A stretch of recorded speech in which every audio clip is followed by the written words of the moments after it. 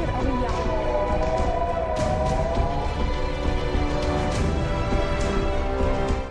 क्या ईरान पर हमला अमेरिका की भूल बन गया है? क्या ईरान के खिलाफ इजराइल अमेरिका की जंग नासूर बन जाएगी? क्या ईरान की ताकत को भांपने में गलती कर बैठा ट्रंप प्रशासन? ईरान में 5 गलतियों में फंस गया इजराइल और अमेरिका। दुश्मन को कमजोर समझने की भूल अक्सर जंग के मैदान में भारी पड़ती है। अब यही सवाल ईरान युद्ध को लेकर उठने लगे हैं। रिपोर्ट के मुताबिक ट्रंप प्रशासन ने जंग के शुरुआत से पहले कई अहम रणनीतिक आकलन गलत कर दिए। द न्यूयॉर्क टाइम्स की रिपोर्ट कहती है कि अमेरिका और इजराइल को उम्मीद थी कि बड़े सैन्य हमलों के बाद ईरान या तो डर जाएगा या सीमित जवाब देगा, लेकिन हुआ इसके ठीक उलट। ईरान ने मिसाइल, ड्रोन और अपने प्रॉक्सी नेटवर्क के जरिए कई मोर्चों पर जवाबी कार्रवाई शुरू कर दी। अब सवाल ये उठ रहा है कि कहीं ये युद्ध अमेरिका के लिए लंबी रणनीतिक चुनौती तो नहीं बन गया है, क्योंकि तेल बाजार को लेकर भी अमेरिकी आकलन गलत साबित होता दिख रहा है। रिपोर्ट के मुताबिक ट्रंप प्रशासन और उनके सलाहकारों को लगा था कि युद्ध का असर ऊर्जा बाजार पर सीमित और अस्थायी रहेगा, लेकिन जैसे जैसे जंग आगे बढ़ रही है, वैश्विक तेल बाजार में उथल-पुथल शुरू हो गई है। पश्चिम एशिया दुनिया की ऊर्जा आपूर्ति का अहम केंद्र है और ऐसे में युद्ध का सीधा असर कीमतों पर पड़ता है। माना जाता है कि अगर खाड़ी क्षेत्र में तनाव और बढ़ता है, खासकर स्ट्रेट ऑफ हॉर्मुज के आसपास, तो वैश्विक सप्लाई चेन पर बड़ा दबाव पड़ सकता है।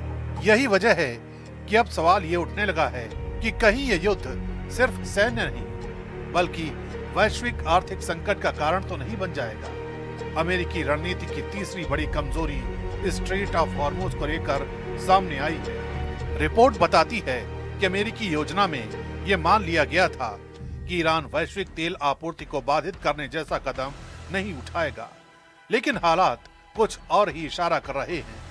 खाड़ी क्षेत्र में जहाजों को लेकर खतरे की चेतावनियां बढ़ गई हैं और ईरान की तरफ से समुद्र में माइन बिछाने जैसे संकेत भी सामने आए हैं।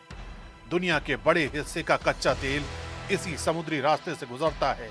ऐसे में अगर यहाँ संकट गहराता है तो इसका असर सिर्फ क्षेत्रीय नहीं बल्कि पूरी वैश्विक ऊर्जा सप्लाई पर पड़ सकता है। यही वजह है कि अब स्ट्रेट ऑफ हॉर्मुज सिर्फ समुद्री रास्ता नहीं बल्कि इस पूरे युद्ध का सबसे संवेदनशील रणनीतिक मोर्चा बनता जा रहा है।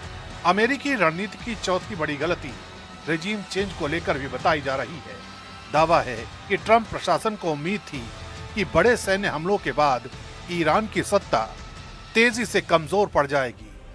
आकलन ये था कि लगातार हमलों से तेहरान के सत्ता के ढांचे में दरार पड़ जाएगी और सरकार दबाव में आ जाएगी, लेकिन जमीनी हालात ने इस आकलन को गलत साबित कर दिया। ईरान की राजनीतिक और सैन्य संरचना उम्मीद से कहीं ज्यादा संगठित और मजबूत निकली। शासन तंत्र तुरंत डगमगाने के बजाय एक्टिव होकर जवाबी रणनीति बनाने में जुट गया। यही वजह है कि अब सवाल ये उठ रहा है कि क्या युद्ध की शुरुआत में ईरान की आंतरिक ताकत और राजनीतिक स्थिरता को सही ढंग से नहीं समझा गया।